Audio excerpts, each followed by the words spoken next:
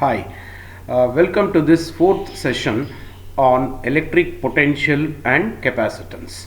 Dear students, in this session we will learn about equipotential surfaces, and later we will learn about the equipotential surface of a point charge and equipotential surface of uniform electric field and the equipotential surface of a dipole, equipotential surface of two like charges. Later we will learn about the properties of equipotential surfaces, and another important thing is the relation between this electric field intensity and electric potential, and finally we will learn about the potential gradient. So these are the topics of discussion for this session.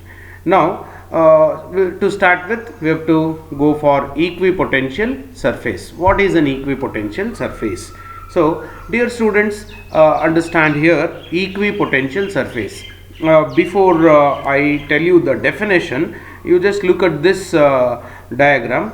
Notice that, imagine a point charge here, and this point charge is say Q is the point charge.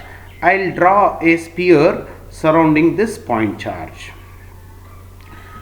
And I represent the points, say for example A, the point B, and somewhere here point C, one more point D, so like that. Now just see that all the points A, B, C, D are at equidistant from the charge Q.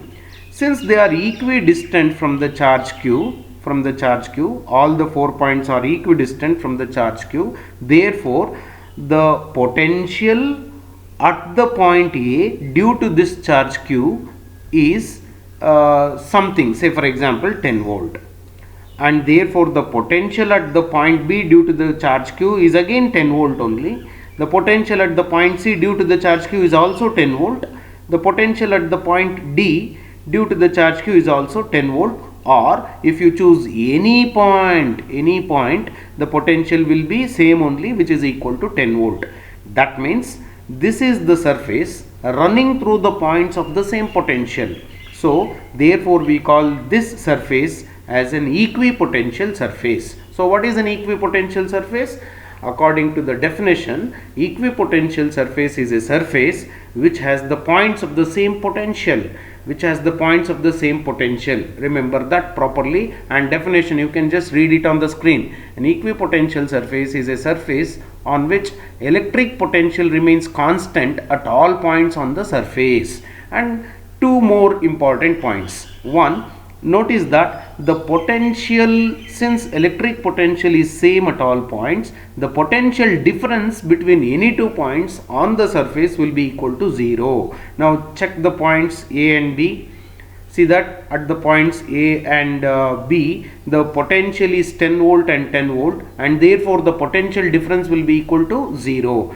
Because the potential difference is 0, the work done to transfer a charge from A to B is also 0, because potential difference is 0, and therefore work is not required to be done. And similarly, so therefore the conclusion is this: to transfer a charge on the equipotential surface, the work required will be equal to 0, and the conclusion is that no work is done in moving a charge from one point to another point on the equipotential surface. For the sake of clarity, I repeat again 3 things. 1. Definition of equipotential surface. It is the surface which has the points of the same potential, or the potential which remains constant on the surface, that is called equipotential surface. And on the equipotential surface, the potential difference is 0, because electric potential is constant. And on the equipotential surface, you need not do any work to transfer a charge, because the potential remains constant, potential difference is 0. This is what you have to learn. I hope it is clear, and we'll go to the next point, and the next point is this: equipotential surfaces in the cases. For example, equipotential surface around a point charge. How to find the equipotential surface of a point charge? Just look at this one now. you can see the diagram there. Now here is the point charge. So here is the point charge, and surrounding the point charge they have written the concentric spheres. They are not circles, remember, concentric circles. And now check the inner circle, inner sphere.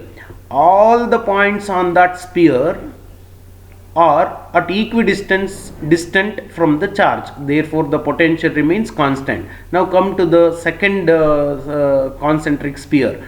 On all the points of this second sphere the potential remains same, because the distance of all the points from the charge is same. Similarly the third one and the fourth one. Therefore remember, for a point charge, concentric spheres are the equipotential surfaces. You can notice here, say potential V is equal to 1 by 4 pi epsilon naught. Potential V is equal to 1 by 4 pi epsilon naught Q divided by R. Here Q is constant, R is constant, therefore V is also constant for any given sphere. So therefore just this concentric spheres are the equipotential surfaces for a point charge, concentric spheres. If you want, I'll just draw it and show it to you. Concentric spheres are the equipotential surfaces. Now suppose if you want to draw that, notice that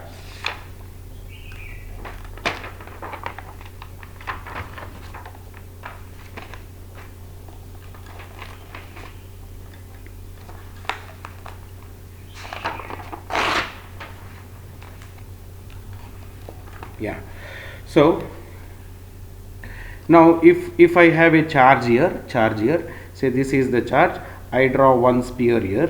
So see that all the points on that sphere are equidistant, therefore the potential remains constant. Say for example, the potential at all the points on the inner sphere is say 10 volts. Next I'll draw one more sphere. Now at all the points, say here the potential is 8 volt, here is 10 volt.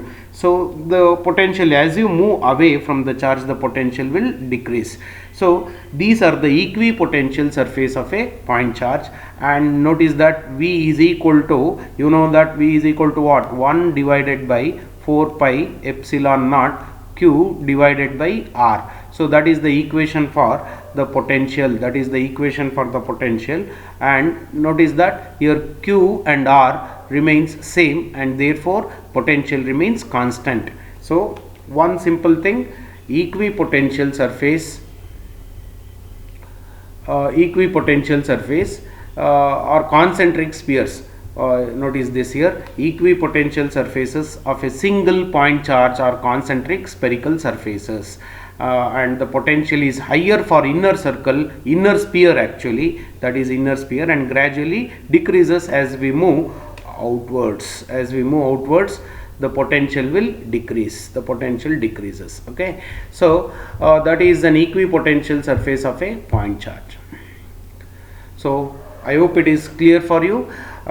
Any doubts you can ask me through WhatsApp in the evening. Okay, so that is in equipotential surface of a point charge. Now let us go for the next one, equipotential surface of an uniform electric field. Say in a uniform electric field, imagine there is an uniform electric field, and the uniform electric field is say along x-axis. The uniform electric field is along say x-axis. So these straight lines represents the uniform electric field along x-axis. So along x-axis there is a uniform electric field. Now notice this, these planes which are YZ, these are the YZ planes along y-axis, YZ planes. So these are the equipotential surfaces for a uniform electric field. For a uniform electric field, the shape of the equipotential surfaces are the planes which are perpendicular to the electric field. Equipotential surfaces are perpendicular to the electric field. Remember this, they are perpendicular to the electric field along x-axis. the electric field will be there along x-axis, and in the yz plane the equipotential surface will be there.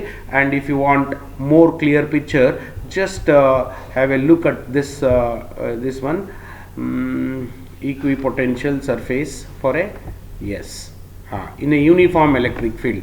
So notice that here the electric field lines are represented along x-axis, and these planes which are in the yz axis, yz plane, and the equipotential surfaces are in the yz plane, which is normal to the x-axis. So in the case of uniform electric field, the equipotential surfaces are the planes parallel to the yz plane, planes parallel to the yz plane if the electric field is along x-axis.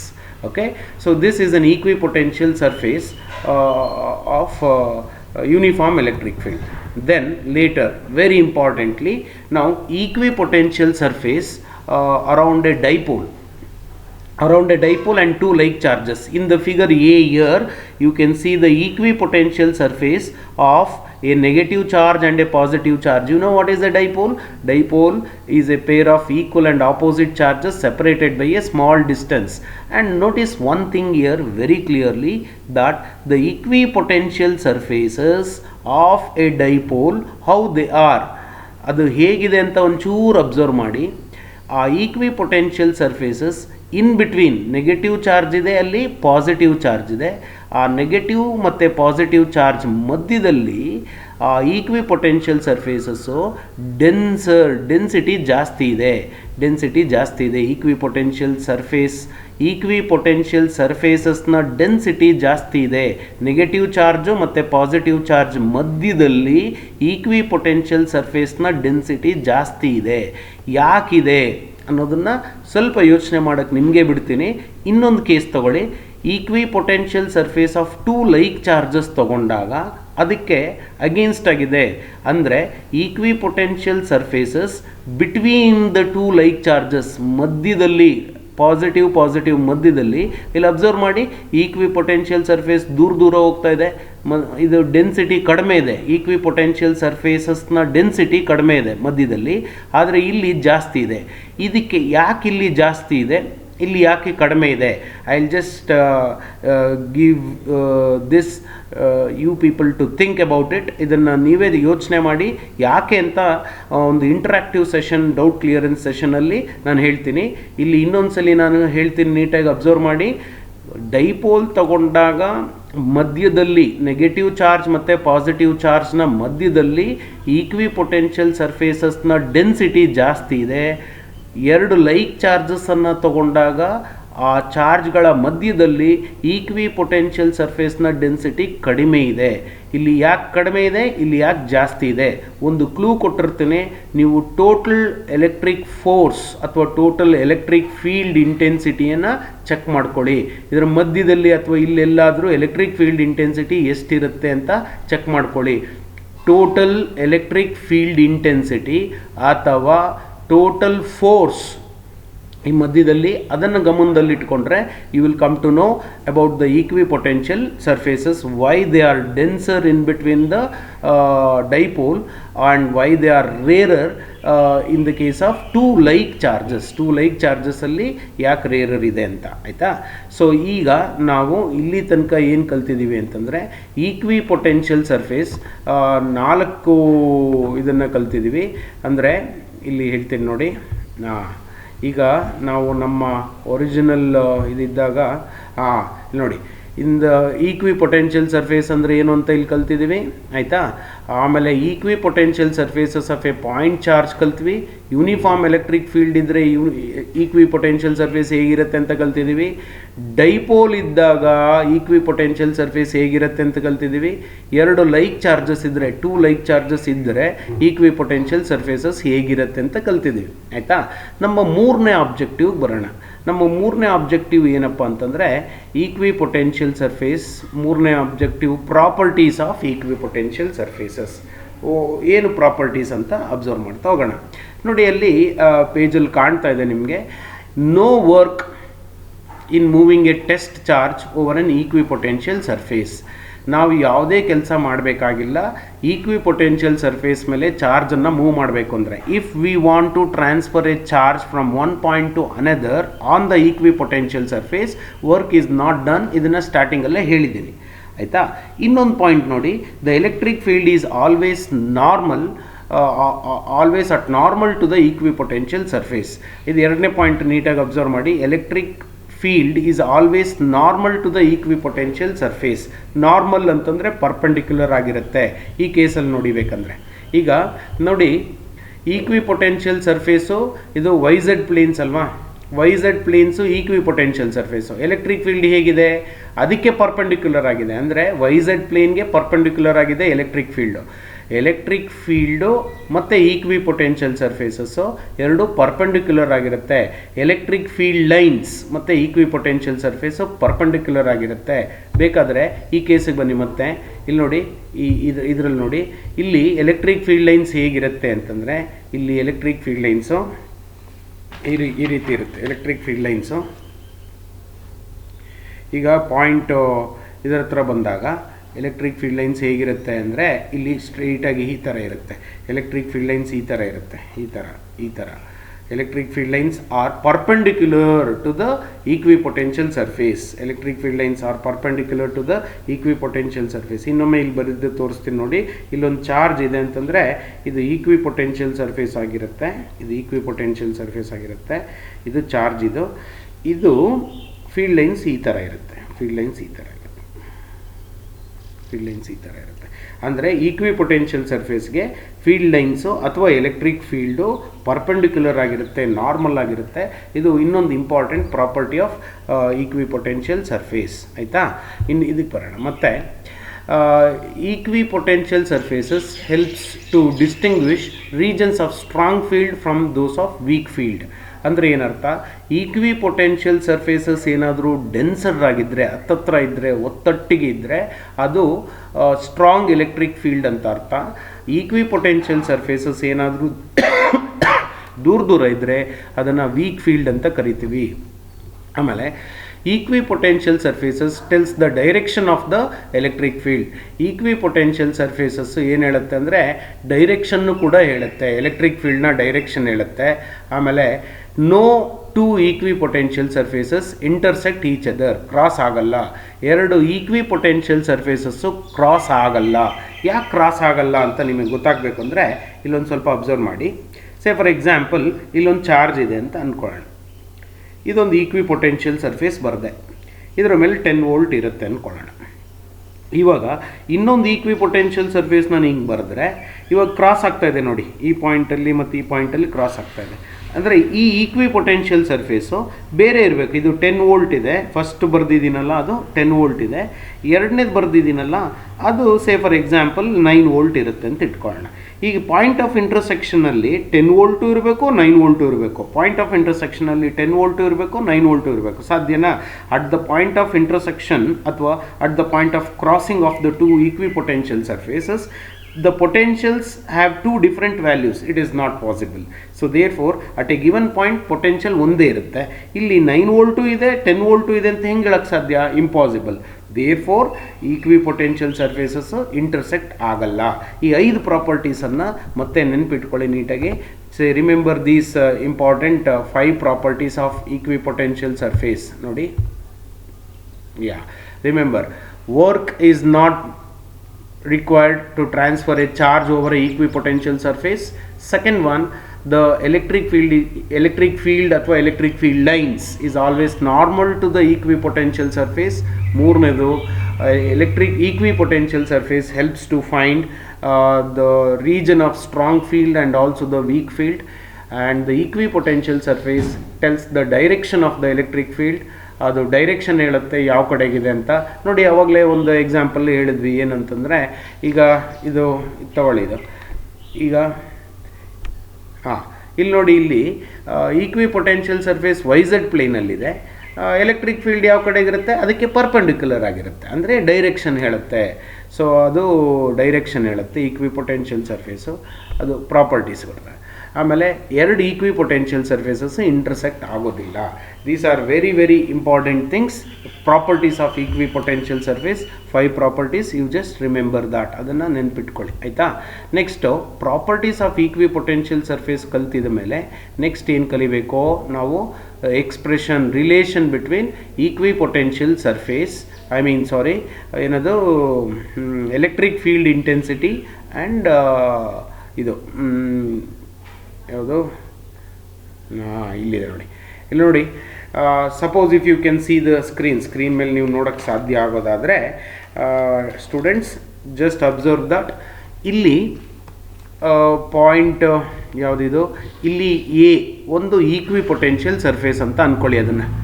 ಅದೊಂದು ಈಕ್ವಿ potential surface A.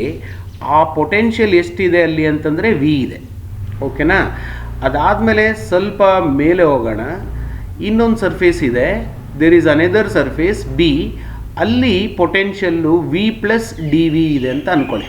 The potential is V plus D V, ಆಯಿತಾ. So electric field ಈ ಕಡೆಗಿದೆ. the electric field is normal to the equipotential surfaces, ಆಯಿತಾ. ಈಗ ಇಲ್ಲಿ potential for the surface A, what is the potential for the surface A? The potential for the surface A is V. The potential for the surface B is V plus D V. ಅದು V plus D V ಇದೆ. ಅಂದರೆ there is a potential difference. ಇಲ್ಲಿ ಒಂದು ಸರ್ಫೇಸ್ಗೂ ಇನ್ನೊಂದು ಸರ್ಫೇಸ್ಗೂ potential difference ಇದೆ, ಆಯಿತಾ. ಇಲ್ಲಿ ನೋಡ್ಕೊಳ್ಳಿ, ಈಗ ನಾವೇನಾದರೂ ಚಾರ್ಜನ್ನು ಟ್ರಾನ್ಸ್ಫರ್ ಮಾಡಬೇಕು ಅಂತಂದರೆ we have to do the work done in the process is, work done ಯಾವಾಗಲೂ ಏನು ಹೇಳಿ?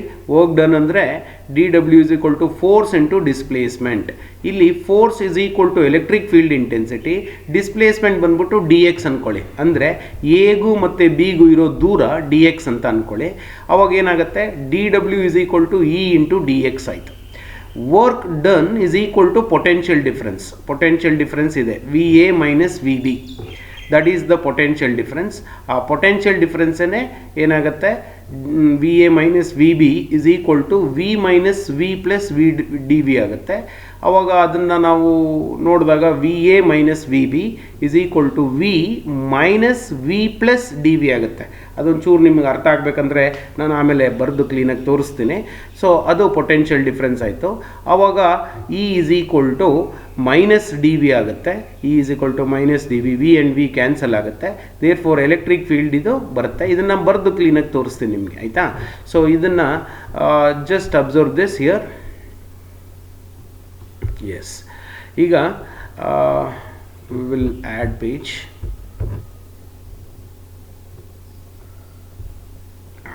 ಇಲ್ಲಿ ಅಬ್ಸರ್ವ್ ಮಾಡಿ ಮಕ್ಕಳೇ, ನಾನು ಹೇಳೋದನ್ನು ನೀಟಾಗಿ ಕೇಳಿಸ್ಕೊಳ್ಳಿ. ಇಲ್ಲಿ ಒಂದು ಎಲೆಕ್ಟ್ರಿಕ್ ಫೀಲ್ಡ್ ಈ ಕಡೆಗಿದೆ ಅಂತ ಅಂದ್ಕೊಳ್ಳೋಣ.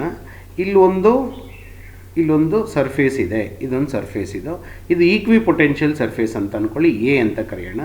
ಇಲ್ಲಿ ಇನ್ನೊಂದು ಈಕ್ವಿ ಪೊಟೆನ್ಷಿಯಲ್ ಸರ್ಫೇಸ್ ಬರೀತೀನಿ, ಇದನ್ನು ಬಿ ಅಂತ ಕರೆಯೋಣ, ಆಯಿತಾ. ಈ ಎಗೂ ಬಿಗೂ ಇರೋ ದೂರ ಇದೆಯಲ್ಲ, the distance between A and B, A ಮತ್ತು ಬಿಗೆ ಡಿ ಎಕ್ಸ್ ಅಂತ ಕರ್ಕೊಳ್ಳೋಣ, ಡಿ ಎಕ್ಸ್, ಆಯಿತಾ. ಎಗಿರೋಂತಹ ಪೊಟೆನ್ಷಿಯಲ್ ಎಷ್ಟು ಅಂದರೆ ವಿ ಇರುತ್ತೆ. ಬಿ ಹತ್ರ ಎಷ್ಟು ಪೊಟೆನ್ಷಿಯಲ್ ಇದೆ ಅಂತಂದರೆ ವಿ ಪ್ಲಸ್ ಡಿ ವಿ ಇರುತ್ತೆ. ಪೊಟೆನ್ಷಿಯಲ್ ಡಿಫ್ರೆನ್ಸ್ ಇರಲೇಬೇಕು, ಯಾಕೆಂದರೆ ಎಲೆಕ್ಟ್ರಿಕ್ ಫೀಲ್ಡು ಚೇಂಜ್ ಆಗ್ತಾ ಇರುತ್ತೆ, ವಿ ಪ್ಲಸ್ ಡಿ ವಿ ಇರುತ್ತೆ.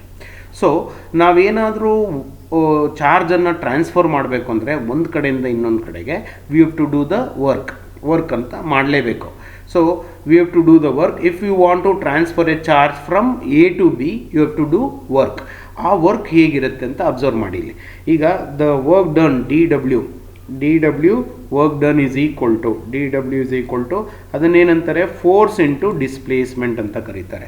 D W is equal to ಏನು ಹೇಳಿ? Force into displacement. ಇಲ್ಲಿ D W the work done is equal to force is nothing but electric field intensity and D X, ಅದು D X ಅಂದರೆ distance, ಅದು ಹಾಗೆ ಬರ್ತಿದ್ದೀನಿ, ಆಯಿತಾ. ಇಲ್ಲಿ ಡಿ ಡಬ್ಲ್ಯೂ ಇದೆಯಲ್ಲ, ಆ ಡಿ ಡಬ್ಲ್ಯೂ ಅಂದರೆ work done is equal to the potential difference. Work done is equal to ಏನದು? potential difference. ಅದೇನಪ್ಪ ಅಂತಂದರೆ V is the potential of the surface A minus V plus dV ಆಗುತ್ತೆ. This is the work done, that is equal to E into D X ಆಯಿತು, E into D X ಆಯಿತು.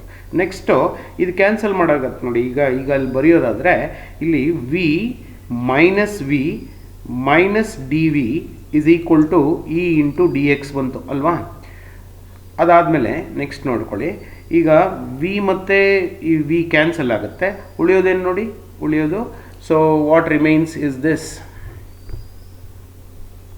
S what remains is minus D V is equal to E D X ಆಗುತ್ತೆ. Minus D V is equal to E D X ಆಗುತ್ತೆ.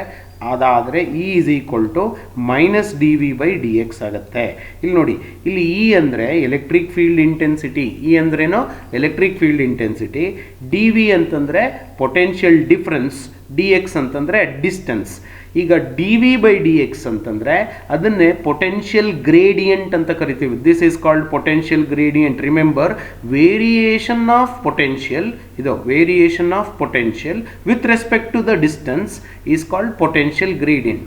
Variation of potential with respect to the distance. So E is equal to minus dV by dx. So this is the relation between electric field intensity and electric potential. E is equal to minus dV by dx. ನಾವು magnitude ಮಾತ್ರ ತಗೊಂಡ್ರೆ, so magnitude of electric field intensity ತಗೊಂಡ್ರೆ E is equal to ಅವಾಗ D V by D X ಆಗುತ್ತೆ, because we are considering only the magnitude of electric field intensity. ಇದು ಆಯಿತಾ. So remember, electric field intensity is equal to potential gradient, ಅಥವಾ electric field intensity is negative potential gradient. You can say that electric field intensity is negative potential gradient.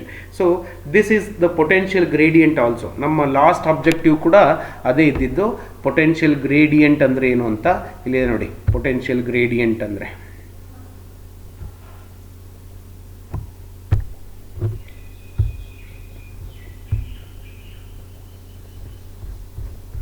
this is the potential gradient. Okay, yes, the magnitude of the electric field ಕಾಣಿಸ್ತಾ ಇದೆಯಲ್ಲಿ, the magnitude of the electric field is given by the magnitude of change in potential. Change in potential ಅಂದರೆ dV, change in potential per unit displacement. In displacement ಅಂದರೆ dx, normal to the equipotential surface at that point. This is called potential gradient. ಕಾಣಿಸ್ತಾ ಇದೆಯಲ್ಲಿ, that is ಅದು potential gradient, that is called potential gradient. ಅಲ್ಲಿ potential gradient. Okay, so ಅದು potential gradient.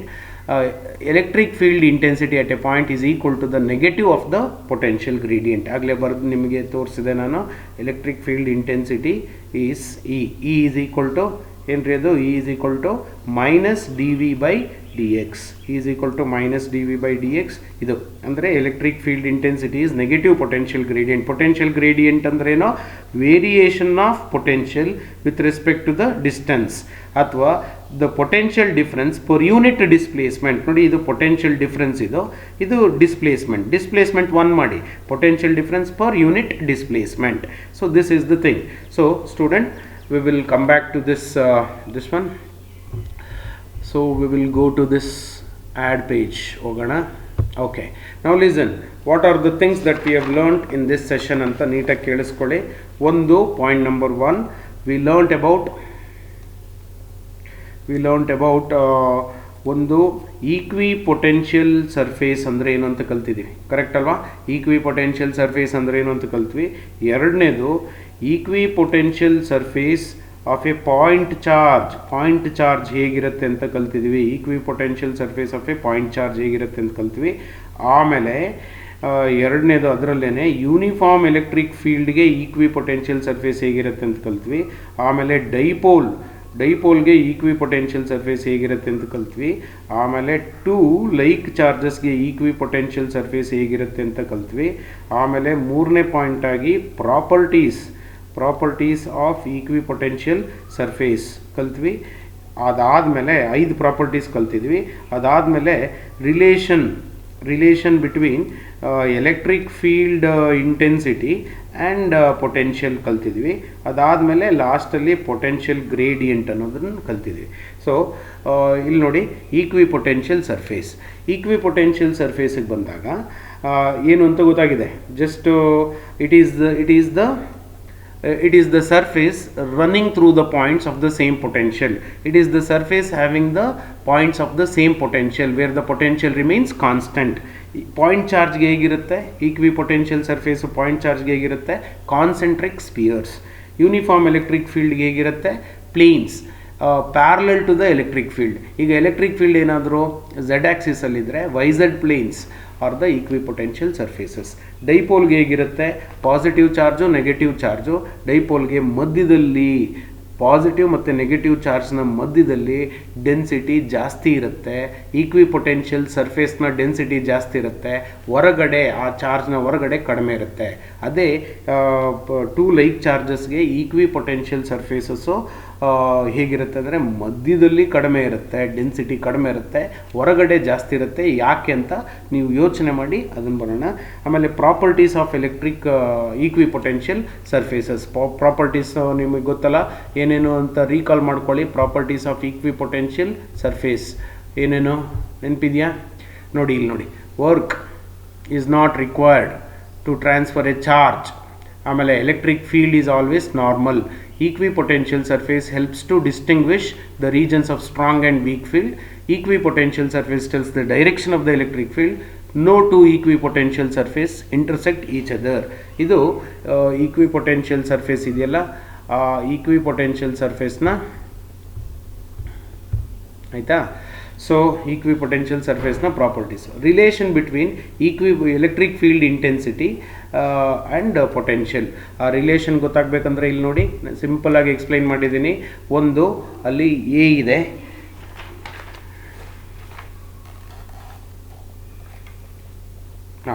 ಇದು A ಇದೆ, surface A ಇದೆ, potential V ಇರುತ್ತೆ, B ಇರುತ್ತೆ, ಅಲ್ಲಿ potential V plus D V ಇರುತ್ತೆ. If you want to transfer the charge, from A to B transfer ಮಾಡಬೇಕು ಅಂದರೆ ವರ್ಕ್ ಡನ್ ಇರಬೇಕು. And that work done is equal to D W is equal to F D X. D W is equal to ಏನದು, F D X ಆಗುತ್ತೆ. And D W is equal to E D X because F is equal to E ಆಗುತ್ತೆ. And V ಇದು ಇಲ್ಲಿ ನೋಡಿ, D W V is the potential at A minus V plus D V, ಅದು work done ಅದು is equal to E D X ಆಗುತ್ತೆ. ಅಲ್ಲಿ V minus V ನೋಡಿ, ಅಲ್ಲಿ ಕಾಣ್ತಾ ಇದೆ, ಕ್ಯಾನ್ಸಲ್ ಆಗುತ್ತೆ ಅದು. So minus D V is equal to E D X ಬಂತು, E is equal to minus D V by D X ಬರುತ್ತೆ. ಅಥವಾ ಅದರದ ಮ್ಯಾಗ್ನಿಟ್ಯೂಡ್ ಮಾತ್ರ ತೊಗೊಂಡ್ರೆ ಇದು ಬರುತ್ತೆ, ಆಯಿತಾ. ಸೊ ಇದು ಈಕ್ವಿಪೊಟೆನ್ಷಿಯಲ್ ಸರ್ಫೇಸು ಅಂದರೆ relation between electric field and potential. ಆಮೇಲೆ ಪೊಟೆನ್ಷಿಯಲ್ ಗ್ರೇಡಿಯಂಟ್ ಅಂದರೆ ಏನು ಅಂತ ಕಲ್ತ್ವಿ, ಇಲ್ಲೇ ಇದೆ ನೋಡಿ. ಪೊಟೆನ್ಷಿಯಲ್ ಗ್ರೇಡಿಯಂಟ್ ಅಂದರೆ potential difference per unit displacement. Electric field intensity is negative, ಇಲ್ಲಿ ಕಾಣಿಸ್ತಾ ಇದೆಯಾ minus sign, negative potential gradient ಅಷ್ಟೇ, ಆಯಿತಾ. ಸೊ ಇವತ್ತಿನ ಕ್ಲಾಸನ್ನು ಇಲ್ಲಿಗೆ ಎಂಡ್ ಮಾಡೋಣ. ಮತ್ತು ನಾಳೆ ಕ್ಲಾಸಲ್ಲಿ ಬೇರೆ ಟಾಪಿಕ್ಸ್ ಜೊತೆ ಭೇಟಿಯಾಗೋಣ. Thank you students for watching.